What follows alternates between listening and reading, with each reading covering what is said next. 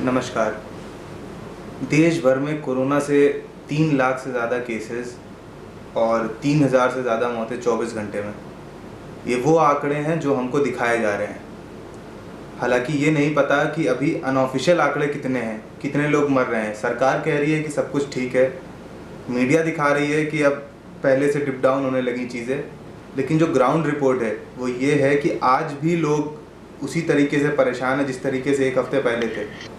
ये नज़ारे ये बहुत पुराने नहीं हैं, ये आज कल परसों के 2-3 दिन पहले। अब सरकार जो चीज़ें लोग पूछ रहे हैं उनको ना मीडिया उठा रही है बातों को, और मीडिया की चुप्पी ही सबसे ज़्यादा बड़ा कारण है इस कोरोना की महामारी फैलने में। मद्रास हाई कोर्ट ने कहा कि इलेक्शन कमीशन पूरी तरीके से एक तरफा जिम्मेदार है इन रैलीज और कोरोना की सेकेंड वेव के लिए। हालांकि इलेक्शन कमीशन को इसलिए कहा जा सकता है क्योंकि वो सॉवरेन और इंडिपेंडेंट बॉडी है, वो ये कर सकती है, वो रोक सकती है रैलीज और प्रमोशन, लेकिन उन्होंने नहीं रोका। जबकि देश में उस टाइम ये हालात थे कि लाशों को जलाने के लिए शमशान में जगह नहीं थी, एक्सटेंड किए जा रहे थे, फुटपाथ पे लाशें जलाई जा रही थी। उस बात को कुछ नहीं बोला गया, ना मीडिया की चुप्पी ये रही। उसके बाद प्रोटोकॉल्स का एजेंडा शुरू कर दिया कि अभी हालांकि केजरीवाल की गवर्नमेंट ने भी जो वीआईपीज़ के लिए अलग, जजेस के लिए अलग क्वारंटीन सेंटर बना के रखे हैं, उन्होंने भी, ये टाइम नहीं है यार पॉलिटिक्स करने का, ये टाइम नहीं है पॉलिटिक्स करने। यहाँ लोग मर रहे हैं, ग्राउंड रिपोर्ट से आप जुड़िए, यहाँ लोग मर रहे हैं। जो मीडिया है ये सिर्फ ऑफिशियल रिकॉर्ड दिखा रही है जो गवर्नमेंट उनको दे रही, ये वो दिखा ही नहीं रहे हैं जो हो रहा है असलियत में। लोग तड़प रहे हैं, ऑक्सीजन का सिलेंडर लेके घूम रहे हैं इधर से उधर, कहीं मिल नहीं रहा है तो मिल रहा है 30-30, 40-40 हज़ार रुपये में मिल रहा है। बेड नहीं मिल रहे अस्पताल में, जगह ही नहीं है, लोग बाहर बैठे हुए हैं, भीख मांग रहे हैं सांसों की। और according to media, according to government, everything is coming back to normal. अगर 1 साल बाद भी हमें कोरोना के बद से बदतर हालात देखने को मिल रहे हैं तो ये हमारे लिए, आपके लिए, इस देश के लिए बहुत बड़ा दुर्भाग्य है। मीडिया जो कि गुफा तक चली जाती है सिर्फ मेडिटेशन दिखाने के लिए और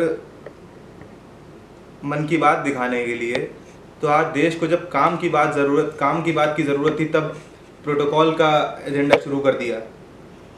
कहीं आपने ये नहीं देखा होगा कि जवाब प्रधानमंत्री से जनता को नहीं मिला, और देश की हालत ऐसी है कि इस समय लोगों के पास ढंग का आश्वासन भी नहीं है। क्योंकि जब इस चीज़ को रोका जा सकता था तब मीडिया कौमी नफरत फैलाने में लग गई, तब तो कोरोना जमाती फैला रहे थे। लेकिन आज मीडिया की कुंभ पे चुप्पी है, रैलियों पे चुप्पी है, कोई कुछ नहीं बोल रहा। लोग सिलेंडर लेके दर बदर भटक रहे हैं। आज तो हिंदू भी मर रहे हैं, मुसलमान भी मर रहे हैं, शमशान में भी जगह नहीं, कब्रिस्तान में भी जगह नहीं है। हम आप पे भरोसा करते हैं। देश के नेताओं के कहने पे पूरे देश ने थालियां बजाई, तालियां बजाई, दिए जलाए, वो इस दिन के लिए कि कोरोना की ये दूसरी लहर का इस तरीके से बद से बदतर हालातों में हम लोग को सामना करना पड़ेगा। लोगों के ट्विटर अकाउंट से उनके ट्वीट डिलीट करवा दिए जा रहे हैं, एफआईआर करी जा रही है।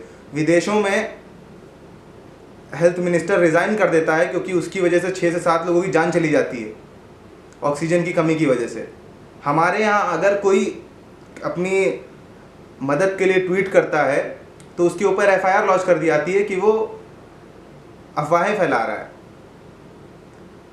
क्या ये वास्तविकता है जिसमें हम लोग जी रहे हैं? कब तक चुप बैठे रहेंगे ऐसे ही?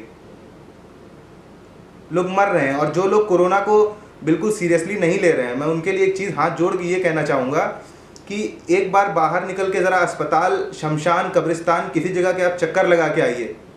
देखिए लोगों के अंदर कितना आक्रोश, कितना गुस्सा और कितना दुख है हालातों को लेके। जिसने अपना पिता खोया, जिसने अपना भाई खोया, जिसने अपनी बीवी खोई। अच्छे परिणाम आएंगे, लेकिन इस समय उन परिणामों की तरफ हमारा ध्यान नहीं है।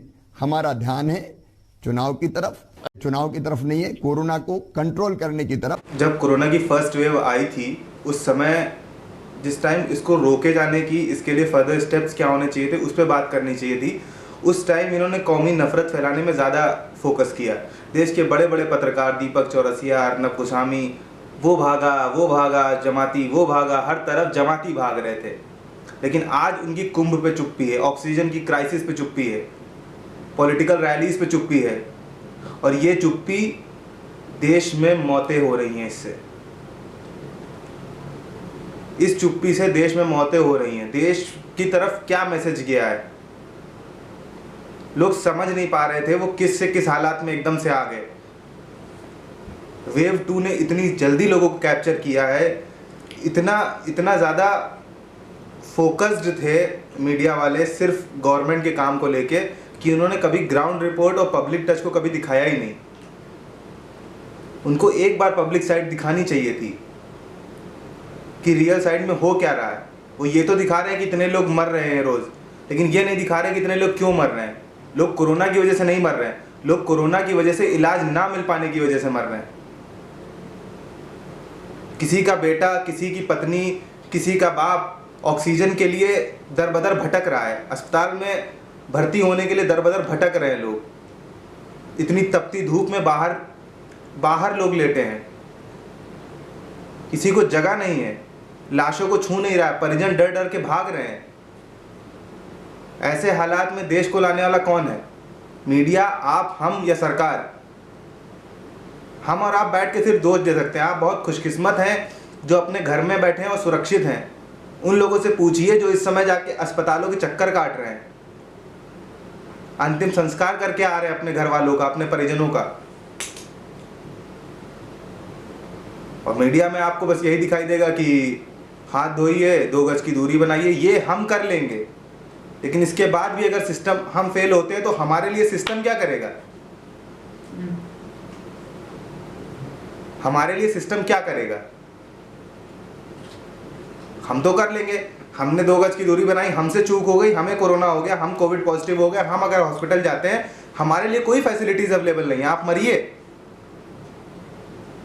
बहुत सारी ऐसी रिकॉर्डिंग, बहुत सारी ऐसी फोटोज, बहुत कुछ वायरल हुआ जिसमें कभी डॉक्टर कह रहा है, कभी कोई हॉस्पिटल का स्टाफ कह रहा है कि जाओ मर जाओ जाके कहीं।